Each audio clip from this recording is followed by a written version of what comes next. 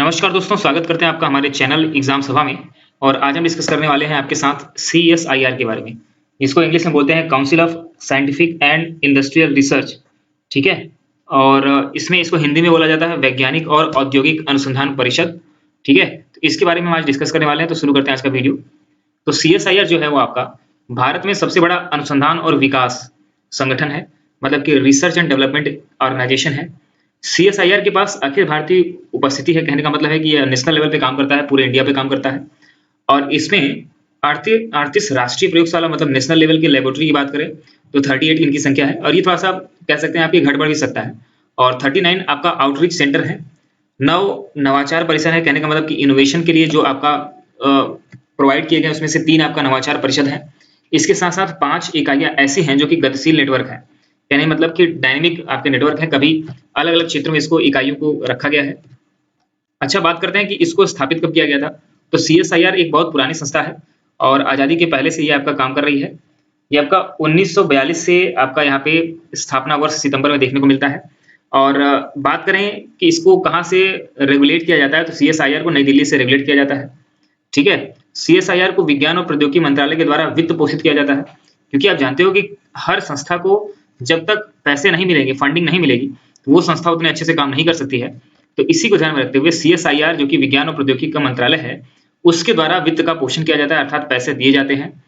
यह सोसाइटी पंजीकरण अधिनियम 1860 के माध्यम से एक स्वायत्त निकाय के रूप में कार्य करता है। मतलब कि ये आपका एक स्वतंत्र बॉडी है। ठीक है। और इसको किसके अंतर्गत स्वतंत्र बॉडी घोषित किया गया है? सोसाइटी पंजीकरण अधिनियम 1860 के अंतर्गत, 1860 के अंतर्गत। ठीक है। अब CSIR में अगर बात किया जाए कि किन किन क्षेत्रों को शामिल किया जाता है, क्योंकि नाम ही है इसका वैज्ञानिक और औद्योगिक अनुसंधान परिषद। ये भारत में होने वाले रिसर्च और डेवलपमेंट जितने भी साइंटिफिक एरिया हो सकते हैं, जैसे कि रेडियो हो गया, अंतरिक्ष भौतिकी हो गई, समुद्र विज्ञान हो गया, भू भौतिकी हो गई, रसायन विज्ञान हो गया, ड्रग्स हो गया, जीनोमिक्स हो गया, जैव प्रौद्योगिकी हो गई, नैनो टेक्नोलॉजी, माइनिंग हो गया, एरोनॉटिक्स इंजीनियरिंग हो गई, स्पेक्ट्रम हो गया, पर्यावरण इंजीनियरिंग हो गई, सूचना प्रौद्योगिकी IT हो गया। और इन सभी धाराओं में एक विस्तृत स्पेक्ट्रम शामिल है, मतलब बहुत से क्षेत्रों में ये आपका काम करता है। यह सामाजिक प्रयासों के संबंध में कई क्षेत्रों में महत्वपूर्ण तकनीक हस्तक्षेप प्रदान करता है। जैसे कि अगर बात करें पर्यावरण में क्या साइंटिफिक तकनीक लागू की जा सकती है, क्योंकि आज की डेट में आप देख रहे होंगे कि दिल्ली जैसे महानगरों में हमें प्रदूषण की समस्या से निपटने में एक बहुत बड़ा चैलेंज है, एक थ्रेट दिखाई देता है। तो उसको रेगुलेट कौन करता है? CSIR रेगुलेट करती है, वो आपका गाइडलाइन जारी करती है। इसी तरीके से स्वास्थ्य विभाग में पेयजल, भोजन, आवास, ऊर्जा, खेत और गैर कृषि के जो क्षेत्र हैं, उसमें भी CSIR विद्यमान रहता है, ऐसा दिखाई देता है। अब संगठन की संरचना की बात करें तो इसमें राष्ट्रपति जो होता है और भारत के प्रधानमंत्री, ये आपके पदेन होते हैं। राष्ट्रपति का मतलब यहाँ पे अध्यक्ष की बात किया जा रहा है। राष्ट्रपति मतलब कि देश का राष्ट्रपति नहीं, यहाँ पे जो अध्यक्ष है वो भारत का प्रधानमंत्री पदेन होता है। उपाध्यक्ष की बात करेंगे तो केंद्रीय विज्ञान और प्रौद्योगिकी जो मंत्री हैं वो आपका उपाध्यक्ष होते हैं। ठीक है। अब कुछ अन्य निकाय जो है, आपका महानिदेशक शाही निकाय का प्रमुख होता है। शाही का मतलब हुआ कि जो सेंटर लेवल पे जो निकाय है, महानिदेशक एक होता है, वही आपका डायरेक्टर जो है वह इसका प्रमुख होता है। अन्य पदेन सदस्य जैसे कि वित्त सचिव हो गए, व्यय, वो सब होते हैं। अन्य सदस्यों की शर्त, जो आपकी शर्तें होती हैं या फिर कह लीजिए उनका जो अपॉइंटमेंट होता है, वो 3 साल के लिए किया जाता है। CSIR का एक सलाहकार बोर्ड भी होता है, जो कि उन्हें सलाह देने का काम करता है कि किस तरीके से किसी भी कार्य को क्रियान्वित करना है। तो ये जो सलाहकार बॉडी होती है, ये आपका सलाहकार कमेटी होती है। इसमें विज्ञान और प्रौद्योगिकी के संबंधित क्षेत्रों के प्रमुख सदस्यों को मिलाकर के 15 सदस्यीय एक निकाय बनाई जाती है। ठीक है। और इनका जो कार्यकाल है वो निकाय को विज्ञान और प्रौद्योगिकी आदान प्रदान करना है। मतलब इनका जो कार्यशैली है मात्र इतना है कि विज्ञान और प्रौद्योगिकी के क्षेत्र में क्या कुछ नए नवाचार किए जा सकते हैं या फिर किस क्षेत्र में विकास की संभावना है, उन सभी चीजों को तलाशने का काम ये आपका सलाहकार बोर्ड करती है। और जो गवर्नमेंट बॉडी है या जो निकाय है, उनकी बातों को मान भी सकता है या फिर उनकी बातों पर दोबारा विचार विमर्श करने के लिए भेज सकता है। और इन सभी का अगर कार्यकाल की बात करेंगे तो 3 साल का कार्यकाल में देखने को मिलता है। CSIR का कुछ तो उद्देश्य होगा ना। तो उद्देश्य क्या है कि इस परिषद का उद्देश्य जो है राष्ट्रीय महत्व के वैज्ञानिक और औद्योगिक अनुप्रयुक्त अनुसंधान करने हैं। कहने का मतलब है कि ऐसे अनुसंधानों को बढ़ावा देना है जो कि नेशनल इंपॉर्टेंस के लिए आपका प्रयुक्त होते हों। अच्छा, इसकी कुछ गतिविधियां हैं जो कि आज के डेट में हमें देखने को मिलती है कि किन किन क्षेत्रों में काम करता है। तो जैसे संस्थान हो गया, इंस्टीट्यूशन हो गए, और विशिष्ट शोधकर्ताओं के वित्त पोषण सहित भारत में जितने भी वैज्ञानिक और औद्योगिक अनुसंधान केंद्र हैं, उनको बढ़ावा देना, उनको मार्गदर्शन देना, मतलब गाइडलाइन जारी करना, और उनका क्रियान्वयन का समन्वय करना, ये सभी बातें जो है वो आपका सीएसआईआर संस्था करती है। विशेष उद्योगों और व्यापार को प्रभावित करने वाली जो समस्याएं हैं, उनका जो भी साइंटिफिक स्टडी होती है या फिर संस्थानों के विशेष संस्थानों के माध्यम से उनकी विभागों की स्थापना की जाती है या फिर उनकी सहायता की जाती है। अच्छा, आप ऐसा समझ लीजिए जैसे कि आज के डेट में कोयले के द्वारा बिजली जो बनाई जाती है, ठीक है, ताप विद्युत जो है, उसमें एक गाइडलाइन गवर्नमेंट जारी करना चाहती है कि उसमें कार्बन या फिर जो भी चीजें उत्सर्जित होती हैं उनकी मात्रा कम से कम हो। तो उसके लिए आखिर क्या किया जा सकता है? उसके लिए यही किया जा सकता है ना कि उसमें कुछ स्टडी हो, कुछ साइंटिफिक उसमें सोल्यूशन निकले, जिसके द्वारा हम उसको ट्रैप कर पाएं, कम से कम चीजें आपका हवा में मिले। तो इन सभी के लिए आपका सीएसआईआर एक संस्था है जो किसी पर्टिकुलर संस्था से संपर्क करेगी और उससे क्या कहेगी, उससे अनुरोध करेगी कि हमें R&D उपलब्ध कराइए इस पर्टिकुलर सेक्टर में। तो यही उसका सीएसआईआर का काम है। अनुसंधान छात्रों और फेलोशिप की स्थापना करना और उनको पुरस्कृत करने का काम भी आपका सीएसआईआर करती है। देश में उद्योगों की विकास की दशा कैसी हो और उसका तत्वावधान के लिए जो शोध परिणाम होते हैं उसका उपयोग करना। कहने का मतलब जो IITs, NITs और जो भी आपके साइंटिफिक संस्थाएं हैं, जो भी रिसर्च करती हैं, जो भी R&D करती हैं, उन क्षेत्रों के जो भी नए नवाचार होते हैं, जो भी नए इनोवेशन होते हैं, उनका उद्योगों के डेवलपमेंट करने में यूज करने का भी काम सीएसआईआर के दिशा निर्देश में ही होता है। अनुसंधानों के परिणामों के विकास से उत्पन्न जो रॉयल्टी है, उसका हिस्से का एक भुगतान जो है उन लोगों को किया जाता है जिन्होंने इसको खोजा है या फिर जिन्होंने इसका अनुसंधान किया है, उसमें योगदान किया है। यह भी सीएसआईआर के अंतर्गत ही किया जाता है। आगे वैज्ञानिक और औद्योगिक अनुसंधान के लिए प्रयोगशालाओं की बात हो, कार्यशालाओं की बात हो, संस्थानों की बात हो या संगठनों की स्थापना करने की बात हो, उनके रख-रखाव की संरक्षण की बात हो, उनके मैनेजमेंट या प्रबंधन की बात हो, तो इन सभी बातों का ख्याल भी सीएसआईआर रखता है। न केवल अनुसंधान की बात करें, जबकि जो भी इंडस्ट्रियल मामले होते हैं, उनके संबंध में भी जो जानकारी होती है उसको कलेक्ट करना या फिर उसको डिस्ट्रीब्यूट करना, उसको ब्रॉडकास्ट करने का काम भी सीएसआईआर करता है। वैज्ञानिक पत्रों का प्रकाशन करना, कहने का आप जानते हो कि रिसर्च पेपर निकाले जाते हैं, वो भी सीएसआईआर के दिशा निर्देशों के अनुरूप ही निकाले जाते हैं। औद्योगिक अनुसंधान, जैसे मान लीजिए कि कोई इंडस्ट्री के क्षेत्र में कोई अनुसंधान करके, जैसा कि मैंने अभी तापीय विद्युत का उदाहरण लिया था, ठीक है, उसमें किसी ने कोई नया इनोवेशन कर दिया, तो उस तरह की जो पत्र पत्रिकाएं हैं उसका डेवलपमेंट करना, उसको पब्लिश करने का जो गाइडलाइन है, वो भारत में सीएसआईआर के द्वारा ही, उस बॉडी के द्वारा ही जारी किया जाता है। अब समझते हैं कि 2022 की रणनीति इसके द्वारा क्या रखी गई है। वैश्विक प्रभाव के लिए प्रयास करना, क्योंकि आप जानते हो कि आज के डेट में भी हम नवाचार में, विज्ञान के क्षेत्र में या फिर कहें कि जितने भी हमारे टेक्निकल इंस्टीट्यूट हैं वो आपका अंडर 200 में भी पूरे दुनिया में नहीं आ पाते हैं, तो या फिर एक आध दो संस्थाएं आ पाती हैं। तो हमारा प्रयास है कि कम से कम अधिक से अधिक पार्टिसिपेशन वर्ल्ड लेवल पे रखा जाए, वैश्विक प्रभाव हमारा दिखाई दे। तो विज्ञान के क्षेत्र में नवाचार संचालित उद्योगों को सक्षम बनाने के लिए और उन्हें वैश्विक प्रभाव का बनाने के लिए और भारत के लोगों के लिए समावेशी आर्थिक विकास को प्रेरित करने के लिए जो भी ट्रांस डिसिप्लिनरी नेतृत्व है उसमें सक्षम बनाने का कार्य भी जो सीएसआईआर का रणनीतिक उद्देश्य 2022 तक का है। सीएसआईआर के द्वारा कई पुरस्कार दिए जाते हैं, इसमें से जो मुख्य पुरस्कार है वो है शांति स्वरूप भटनागर विज्ञान और प्रौद्योगिकी के लिए जो पुरस्कार दिया जाता है। आखिर ये पुरस्कार कैसे इसका नाम पड़ा, तो आप समझिएगा यहाँ पे सीएसआईआर की जो संस्थापक थे, उनका नाम, संस्थापक जो डायरेक्टर थे, उनका नाम है स्वर्गीय डॉक्टर शांति स्वरूप भटनागर। इन्हीं के नाम पर इस पुरस्कार का नाम रखा गया। एक बार मैं फिर से बताऊंगा, एसएसबी विज्ञान और प्रौद्योगिकी, ठीक है, मतलब कि शांति स्वरूप भटनागर पुरस्कार विज्ञान और प्रौद्योगिकी के क्षेत्र में सीएसआईआर के संस्थापक जो कि थे शांति स्वरूप भटनागर जी, उनके सम्मान में दिया जाता है। 1957 में देश में विज्ञान और प्रौद्योगिकी के क्षेत्र में सबसे प्रतिष्ठित पुरस्कार के रूप में इसको स्थापित किया गया था। मतलब अगर विज्ञान के क्षेत्र में कोई नवाचार करता है तो उसको इस पुरस्कार से, सीएसआईआर के इस एसएसबी पुरस्कार से पुरस्कृत किया जाता है। अब बात करते हैं कि जो सीएसआईआर का संस्थापक निदेशक होता है, बाद में उसे महानिदेशक का पद दिया गया। कहने का मतलब जो पहले निदेशक हुआ करता था उसको बाद में महानिदेशक कहा गया, ठीक है, जिन्हें 12 राष्ट्रीय प्रयोगशालाओं की स्थापना का श्रेय दिया जाता है। सीएसआईआर के संस्थापक जो डायरेक्टर होता है उसने सबसे पहले उन्होंने क्या किया था कि 12 जितने भी नेशनल लेवल की लेबोरेटरी है उसको बनाने का श्रेय, उनको स्थापना करने का श्रेय जाता है। आजादी के बाद के विकास और प्रौद्योगिकी बुनियादों के ढांचा का निर्माण करना हो या भारत की एसएडीटी नीतियों के निर्माण में महत्वपूर्ण जो भूमिका है वो आपका सीएसआईआर निभाती है और कई जगहों पे सरकार को कई महत्वपूर्ण पदों पर भी कार्य करती है। क्योंकि आप जानते हो कि सरकार में नवाचार का भी एक अलग आपका स्कीम चलती है, क्योंकि किसी भी चीज के डेवलपमेंट करने के लिए आपका विज्ञान और जो प्रौद्योगिकी है वो बहुत ही सहारा होती है। अब बात करते हैं कि जो शांति स्वरूप भटनागर जी थे उनकी जो भूमिका है, और क्या भूमिका थी। पहली बात तो मैंने ये बताया कि शांति स्वरूप भटनागर जी सबसे पहले निर्देशक थे जिसको बाद में महानिदेशक का पद दिया गया था और 12 प्रयोगशालाओं का स्थापना इनकी श्रेय के रूप में जाना जाता है। और आजादी के बाद में जितने भी विज्ञान के सरकारी टाइप से कोई भी काम हुए हैं वो CSIR के माध्यम से जितने भी काम हुए हैं, उसका जो दिशा निर्देश था शांति स्वरूप भटनागर जी के द्वारा दिया गया। यूजीसी के पहले अध्यक्ष की बात करें, विश्वविद्यालय अनुदान आयोग, यूनिवर्सिटी ग्रांट कमीशन जिसे कहा जाता है, उसके पहले अध्यक्ष भी शांति स्वरूप भटनागर जी ही थे।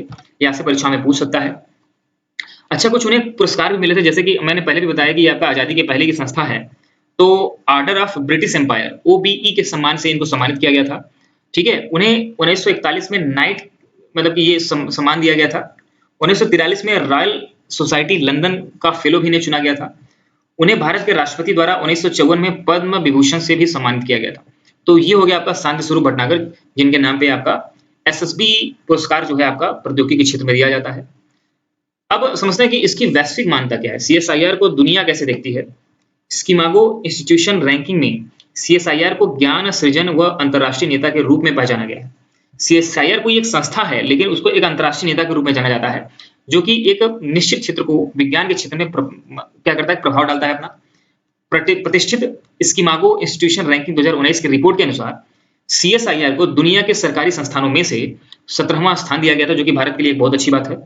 अगर बौद्धिक संपदा की बात करें, ठीक है, तो दुनिया में सार्वजनिक रूप से वित्त पोषित अनुसंधान के जितने भी संगठन हैं, अपने साथियों के बीच में CSIR दुनिया भर में पेटेंट दाखिल करने और हासिल करने के मामले में अग्रणी है। आखिर ये पेटेंट क्या होता है? जैसे मान लीजिए कोई भी विज्ञान के क्षेत्र में या फिर किसी भी नवाचार के क्षेत्र में कोई भी ऐसा काम हुआ हो जो कि दुनिया में अपने आप में अनोखा हो, एकमात्र ऐसा हो, तो उसके लिए आप पेटेंट करा सकते हो। मतलब उसमें आप अधिकार आप जताते हो कि हाँ, ये मेरे दिमाग की उपज है, तो उसी को पेटेंट कहा जाता है। तो इस मामले में CSIR जो है पूरी दुनिया में अग्रणी स्थान रखता है। मतलब ढेर सारे पेटेंट हर साल CSIR संस्था के द्वारा किए जाते हैं।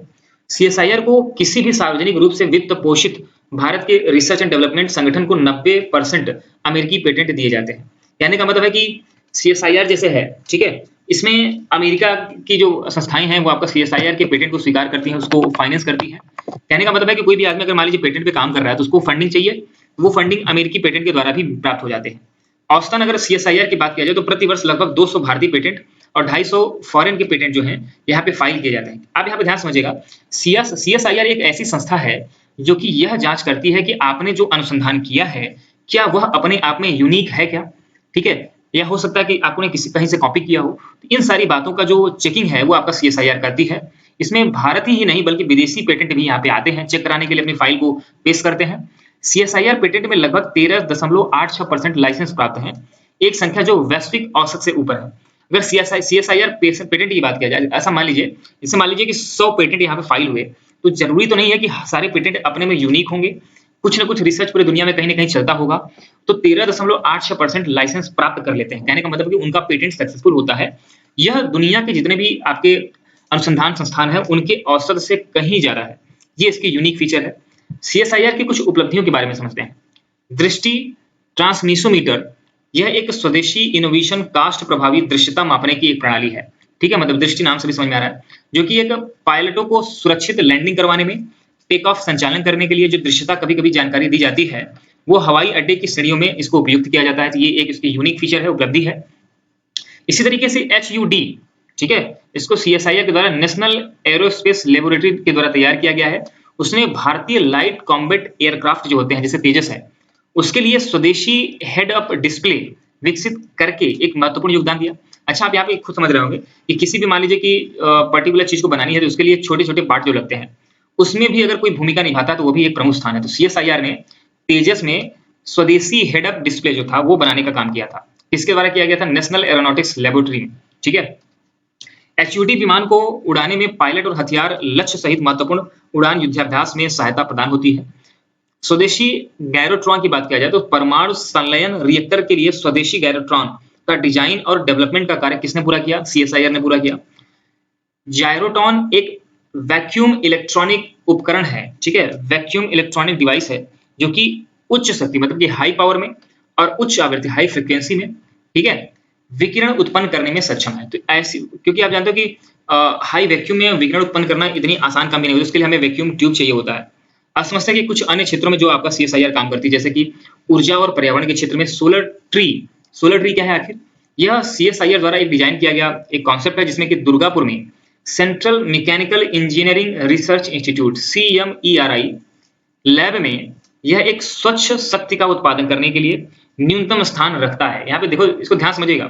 CSIR के द्वारा एक ऐसा सोलर पैनल बनाया गया है जो कि एक पेड़ जैसा दिखता है और वो कम स्थान रखकर अधिक ऊर्जा उत्पन्न करता है। इसकी खासियत क्या है? इसको किसके मदद से बनाया गया है? दुर्गापुर में स्थित central mechanical engineering research institute के लैब में बनाया गया है। लिथियम आयन बैटरी में इसका क्या योगदान है उसको समझते हैं। तमिलनाडु में केंद्रीय विद्युत रसायन, ठीक है, इलेक्ट्रोकेमिकल जो अनुसंधान संस्थान है, मतलब ये सेंट्रल लेवल का है, तमिलनाडु में स्थित है। कराईकुड़ी में पहली स्वदेशी लिथियम आयन निर्माण सुविधा स्थापित किया गया है। आप जानते हो कि लिथियम आयन एक लेटेस्ट टेक्नोलॉजी आज के डेट में जो मोबाइल फोन वगैरह में आप देखते हो, जो बैटरी देखते हो, वो आपका लिथियम आयन बैटरी होती है। ये आपका तेजी से चार्ज कर पाने में सक्षम है और बैटरी की जो उम्र है, ठीक है, उसका जो टाइम पीरियड है, उसको उसके बैकअप को बढ़ाने में आपका सक्षम है। तो भारत में ये आपका लिथियम आयन बैटरी नहीं बनती थी, तो पहला इस तरह का स्वदेशी लिथियम आयन जो निर्माण करने की जो क्षमता है, उसकी स्थापना CSIR की मदद से तमिलनाडु में पाया जाने वाला केंद्रीय विद्युत रसायन अनुसंधान संस्थान में, जो कि कराईकुड़ी में है, वहां पे स्थापित किया गया, जिसमें रक्षा और सौर ऊर्जा से चलने वाले उपकरण, रेलवे और अन्य उच्च स्तरीय उपयोगों में अनुप्रयोग किया जाता है। कहने का मतलब है कि जो भी आपका ये लिथियम आयन बैटरी बन रही है, इससे सोलर एनर्जी से के लिए जो उपकरण है वो बनाए जाते हैं। जो भी आपका डिफेंस से रिलेटेड है, आपका रेलवे के कुछ उपकरण यहाँ पे चलाए जाते हैं, ठीक है। तो उनके जो प्रयोग हैं, उनके जो अनुप्रयोग हैं, उनको यहाँ पे इस जगहों पे लागू किया जाता है। कृषि के क्षेत्र में CSIR कैसा काम करता है? औषधीय और सुगंधित जो पौधे हैं, सुगंधित पौधे हैं, देश में औषधि और सुगंधित पौधों की उन्नत खेती करना, नई किस्मों और कृषि प्रौद्योगिकी का विकास करना, इसके माध्यम से CSIR के माध्यम से किया जा रहा है। सांबा मसूरी चावल की जो विविधता है, उसको CSIR ने कैसे यूज किया, किसके साथ मिलकर यूज किया? तो CSIR ने, क्योंकि आप जानते हो कि CSIR सेंट्रल लेवल की बॉडी, रेगुलेटिंग बॉडी है, तो वो किसी न किसी संस्था के साथ टाई अप करके उस काम को अंजाम देती है। इसने क्या किया कि ICAR के साथ मिलकर के, ICAR के साथ मिलकर के एक बेहतर बैक्टीरियल ब्लाइट प्रतिरोधी जो आपका सांबा माहुरी किस्म का जो विकास है, चावल की एक किस्म है ये आपका, सांबा मसूरी कह सकते हैं आप इसको, या फिर सांबा माहुरी के नाम से भी जानते हैं। तो उसका विकास करने का काम किया गया है आपका CSIR और ICAR के द्वारा। आर्सेनिक युक्त जो क्षेत्र हैं, उसमें राइस कल्टीवेशन कैसे किया जाए, उसमें मुक्ताश्री आपका एक स्पेशल नाम है, चावल की एक किस्म विकसित की जा रही है, जो अनुमेय सीमा के भीतर आर्सेनिक के आत्मसात को प्रतिबंधित करता है। क्योंकि आप जानते हो कि जमीन में अगर आर्सेनिक है और अगर वहां पे आपने चावल की खेती करना, पैडी की खेती करना आपने शुरू किया, तो उसमें यह शंका रहती है कि कहीं आर्सेनिक एब्जॉर्ब न कर लिया जाए, ठीक है, उन पौधों के द्वारा। आप सोचिए, आर्सेनिक युक्त अगर आप चावल खाते हो तो वो बहुत ही डेंजरस है ये, क्योंकि आर्सेनिक टॉक्सिक मटेरियल होता है। उसको उसकी पीएच वैल्यू इतना ज्यादा खतरनाक होती है कि जो आपका ह्यूमन बॉडी के लिए अच्छी नहीं होती है। तो उसको प्रतिबंधित करने का काम, उसको मिट्टी के अंदर ही दबा देने का काम कौन करता है? मतलब किसके द्वारा किया गया है? CSIR के अनुसंधान के द्वारा विकसित किया गया है। सफेद मक्खी प्रतिरोधी कपास की किस्म जो है, ठीक है, उसको ट्रांसजेनिक कपास लाइन विकसित की गई है, जो कि सफेद फली के लिए प्रतिरोधी है। ये कुछ डेवलपमेंट है जो कि एग्रीकल्चर में किए गए हैं। हेल्थ के सेक्टर में क्या किया गया है? फार्म एनिमल्स के लिए GD वैक्सीन, ठीक है, जैसे कि भेड़, बकरी, गाय, भैंस हो गया, इससे प्रभावित करने वाले जो भी आपके जॉन की बीमारी होती है, उसके लिए वैक्सीन विकसित करने का काम CSIR के द्वारा किया गया है। उसमें क्या किया जाता है कि उनको वैक्सीनेशन किया जाता है, उसका टीकाकरण किया जाता है, और जिससे कि दूध और मांस उत्पादन में वृद्धि हो सके। मतलब CSIR का इसमें भी आपका स्वास्थ्य में और कृषि से संबंधित आपका ये भी होता है। और समयपूर्ण जन्म और सेप्सिस से संबंधित जो मौतें हैं, उनमें प्लाज्मा जेल्सोलिन डायग्नोस्टिक किट जो है उसको बनाने का काम, अर्थात समय से पहले अगर जन्म हो जाता है 6 महीने 7 महीने में, या सेप्सिस के निदान के लिए इसको विकास करने का काम भी CSIR के दिशा निर्देश में किया गया है।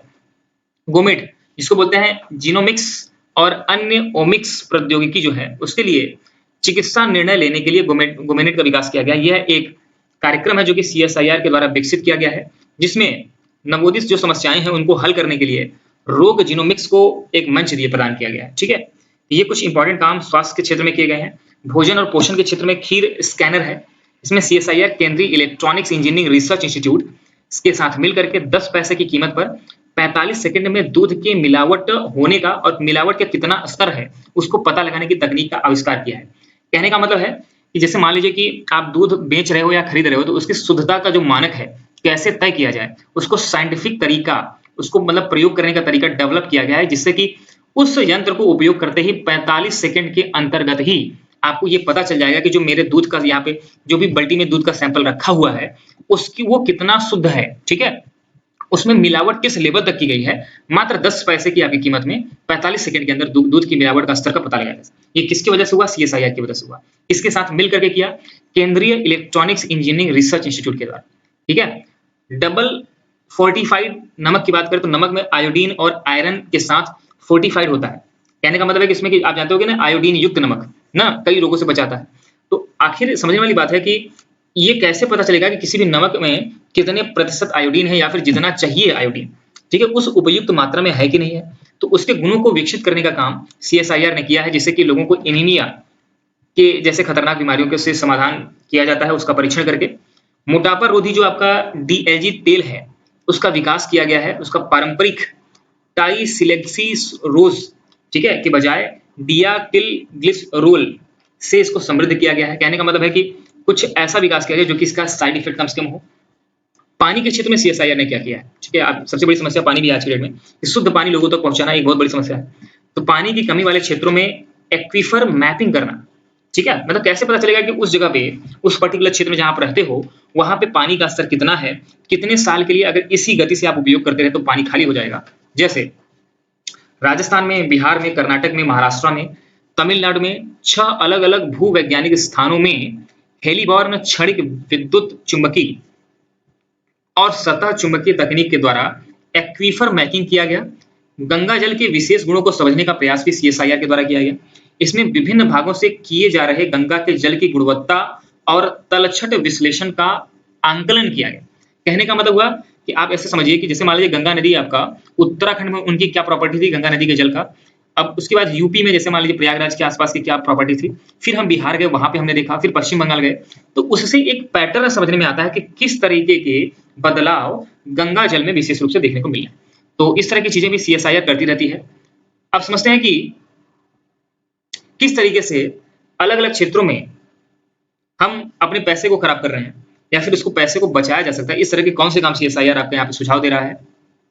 अब यहाँ पे समझने वाली बात है कि सीएसआईआर पैसे की बर्बादी को कुछ किस तरीके से बचाता है या फिर पैसा अर्जित करने का सोर्स जो है वो सीएसआईआर है। क्योंकि आप जानते हो कि बहुत से ऐसे देश हैं, जब भी डेवलप्ड कंट्री की बात करें जैसे कि यूएसए हो गया, या फिर अभी डेवलपिंग कंट्री में चाइना की बात करें, या फ्रांस और रशिया जैसे डेवलप्ड कंट्री भी किस तरीके से अपने साइंटिफिक रिसर्च का फायदा उठा करके, अपने नवाचार का फायदा उठा करके हम पूरे देश में आपका या फिर कहें कि पूरे विश्व में इंटरनेशनल लेवल पे वो ऐसी चीजें बेचते हैं जो कि और लोग उसकी टेक्नोलॉजी को जान ही नहीं सकते, तो इसका फायदा मिलता है।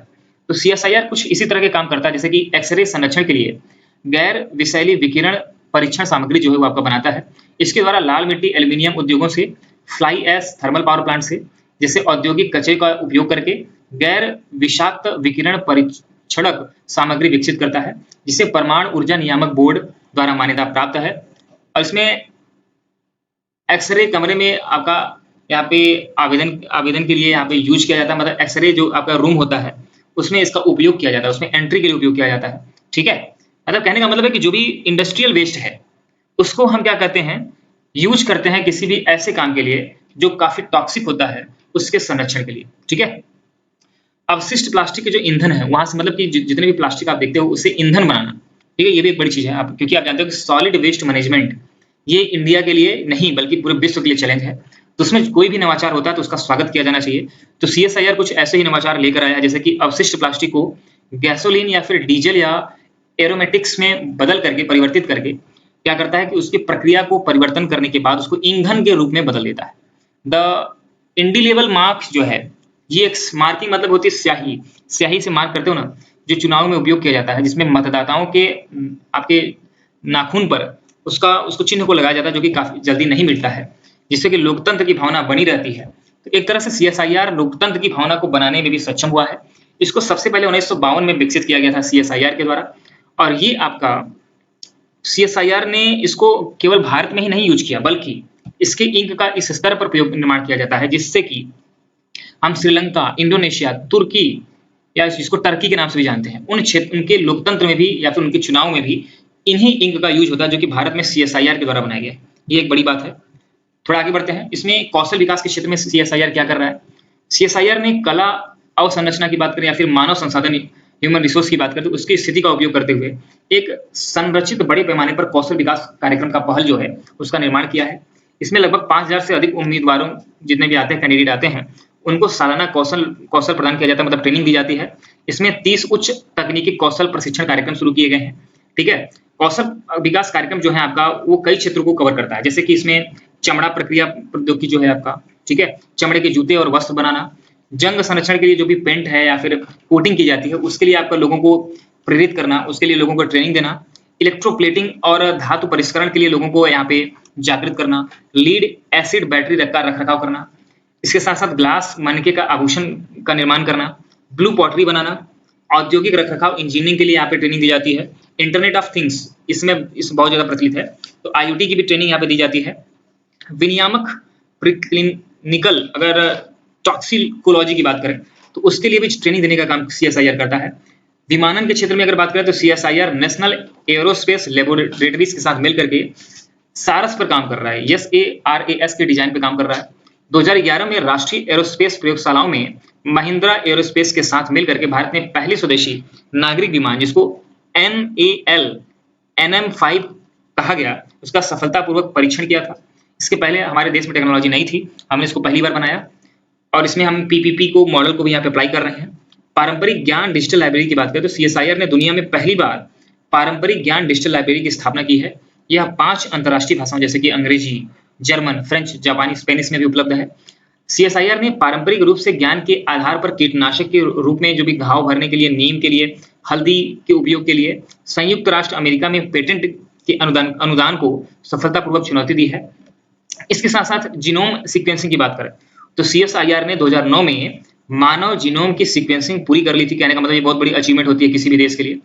अच्छा ठीक है, ये तो आपका डिटेल में मैंने बताया कि CSIR के क्या काम है, किन किन क्षेत्रों में काम करता है, उसकी पहुंच कितनी है, उपलब्धियां कितनी है, कौन से पुरस्कार मिलते हैं। लेकिन अब लास्ट में बात करते हैं कि सेंटर लेवल पर CSIR के द्वारा कहाँ कहाँ पे टाई अप किया गया या फिर कहाँ कहाँ पे अपने लैब बनाए गए। जैसा कि मैंने शुरुआत में ही बताया था, इस शुरुआत में ही 12 लैबों की स्थापना कर दी गई थी। ठीक है, तो इसमें कुछ इंपॉर्टेंट CSIR के लैब का यहाँ पर डिस्कशन करेंगे। तो एक CSIR भोपाल में है, कोलकाता में, लखनऊ में, हैदराबाद, इसी तरीके से धनबाद में, लखनऊ में, चेन्नई में। इनके नाम थोड़ा सा देखेंगे। Advanced material and processed research institute Bhopal में, central glass ceramics research institute Kolkata में, central drug research institute Lucknow में, centre for cellular molecular biology ये आपका हैदराबाद में है, central institute of mining and fuel research Dhanbad. ये आपको बहुत ज्यादा याद करने की जरूरत नहीं है क्योंकि देखो माइनिंग जो है आपका धनबाद में ही है। ठीक है, एक ठीक ठाक माइनिंग, कोयला की माइनिंग देखने को मिलती है और अन्य भी जो भी खनिज है उसकी माइनिंग देखने को मिलती है, इसलिए यहाँ पर रिसर्च इंस्टीट्यूट बनाया गया है। Central institute of medical aromatic plant की बात करें तो वो भी आपका लखनऊ में स्थापित किया गया है। इन्हीं में से प्रश्न आते हैं आपकी परीक्षाओं में। सेंट्रल लेदर रिसर्च इंस्टीट्यूट की बात करेंगे तो आपका चेन्नई में देखने को मिलता है। कुछ अन्य इंस्टीट्यूट है जैसे कि institute of genomics and integrative biology की बात करें तो दिल्ली में है। Indian institute of integrative medicine की बात करें तो ये आपका जम्मू में है। इंडियन इंस्टीट्यूट ऑफ पेट्रोलियम आपका देहरादून में है। नेशनल एरोस्पेस लेबोरेटरी की बात करें तो बेंगलुरु में देखने को मिलता है। National botanical research institute Lucknow में देखने को मिलता है। इंस्टीट्यूट ऑफ माइक्रोबायल, ठीक है, टेक्नोलॉजी आपका चंडीगढ़ में देखने को मिलता है। नेशनल इन्वायरमेंटल इंजीनियरिंग रिसर्च आपका नागपुर में देखने को मिलता है। नेशनल इंस्टीट्यूट ऑफ ओशियनोग्राफी की बात करें तो वो आपका गोवा में देखने को मिलता है। सीधी सी बात है, गोवा में एक तट पाए जाते हैं, समुद्र के तट, तो आपको याद करने में असुविधा नहीं होनी चाहिए। नेशनल मेटलर्जिकल लेबोरेटरी की बात करें तो जमशेदपुर, क्योंकि जमशेदपुर आपका जमशेदपुर टाटा के नाम से फेमस है और मेटलर्जी का काम यहाँ पे खनन से संबंधित जो भी आपका परिष्करण है, मतलब कि जो भी खनिज मिलते हैं उनकी कैसे वर्किंग करके उनको धातु या आपका कुछ इंपॉर्टेंट कंक्लूजन तक पहुंचाया जाता है, वो आपका जमशेदपुर में लेबोरेटरी बनाई गई है। लास्ट में आपका जाते जाते एक चीज मैं और आपको बता दूं, नेशनल फिजिकल लेबोरेटरी आपका न्यू दिल्ली में देखने को मिलती है। ठीक है, तो ये कुछ इंपॉर्टेंट चीजें थी, इंस्टीट्यूट थे जो कि आपका CSIR से संबद्ध है। इस वीडियो में फिलहाल इतना ही। उम्मीद करता हूँ कि CSIR के बारे में दी गई जानकारी आपके परीक्षा के लिहाज से महत्वपूर्ण होंगी। इसी तरह के वीडियोस अगर आप देखना चाहते हो तो हमारे चैनल को सब्सक्राइब कर लीजिएगा। एग्जाम सभा के नाम से है। धन्यवाद।